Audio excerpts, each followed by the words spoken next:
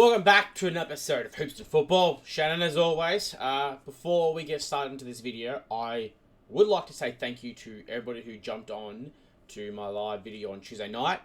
Probably my best video I've ever had so far. That's including, as I'm going into details, that's more the comments, the views, the time it's actually been watched, and the likes. My biggest one so far. So I just want to, before I get into anything else, really let you guys know how much I appreciate everyone who's actually commented and liked and subscribed, given their opinion.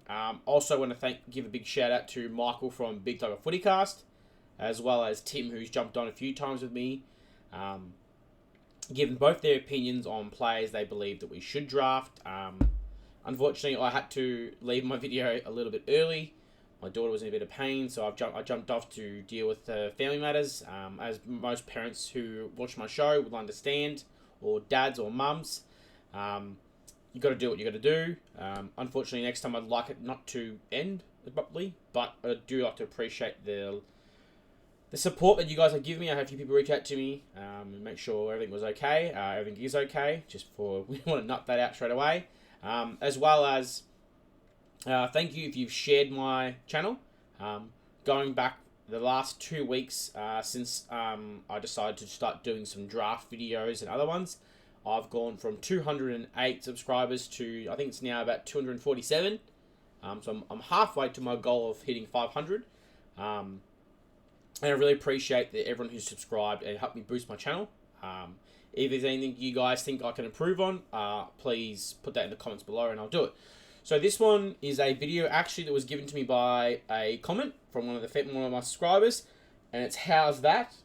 So he's brought up a player that maybe we should draft, whether it's in the national draft or the rookie draft. And I really like the idea. He suggested it. I actually went back and looked at the video that he suggested to me to watch. Done some research into him and the player. So his name is Latrelle Pickett. He is the cousin of Cozzy Pickett from the D's. He is a small forward, 180 centimeters. He's very nimble player. I really do like his game. So I watched his highlights, which I will put on after I finish my chat, just for you guys to see his last game. He played seniors for, I think it's Glenelg, up in South Australia. So he was meant to be a Port Adelaide NGA prospect. They decided not to take him. So he's obviously outside the, 18, 19. He turns 20 this year.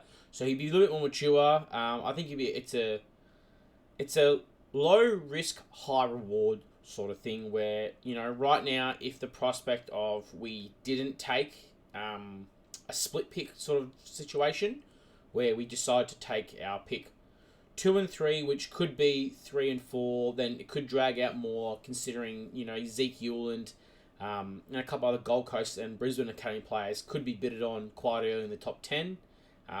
Starting more to emphasise why the top 10 I think should be protected, no matter what.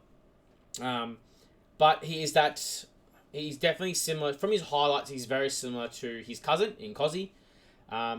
Bit of a fireball, a bit of that microwave player where you put him on and he only needs 5 to 10 minutes to do high impact, high damage. It shouldn't cost as much. And this isn't also, it's hard because everyone is also saying stop just doing Richmond prospect, like stuff just for Richmond.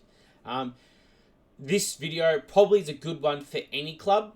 Really, if you're any fan base that wants want or need a small forward that can come in and give you a high impact, considering how well he has shown his game against Glenelg in the seniors. And honestly, I know in some of his stats will say he's reserves, but his strengths are quite impressive. So from Rookie Me Center, I'm pretty sure that's what it's called, Rookie Me Center, or Central Rookie Me, sorry, I just read what I've got. So his strengths are his evasiveness, flair, goal sense, speed, and vertical leap.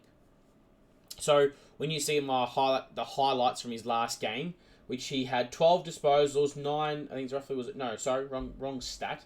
That's his season for this year. So he played in the Sample League in the reserves, 17 games. He averaged 12 disposals, almost 3 marks, almost 2 tackles. So it's 2.9 and 1.9 3.2 inside 50s, and 1.6 goals per game. In the 17 games, he kicked 28 goals. So he's almost over 2 goals a game. Then he played a game for the seniors in the Glenelga versus Central District. They won. It was 6-2, 42 to 28, 128. So Latrelle had 16 disposals, 3 marks, 1 tackle, 2 clearances, 2 inside 50s, and 4 goals.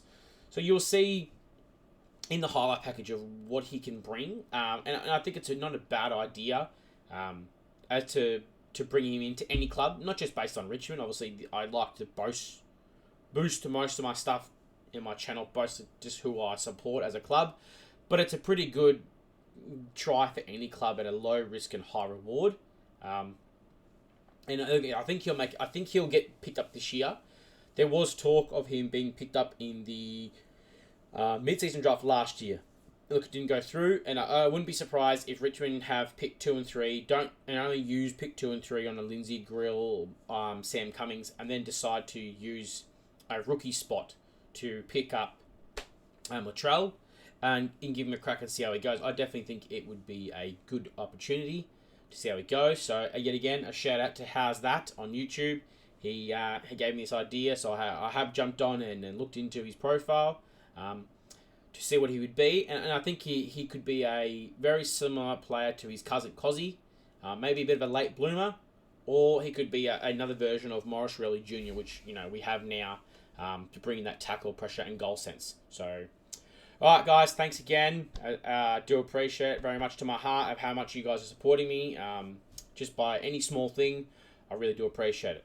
And I will say, as I always do, at the end of every video, stay safe and go Tigers.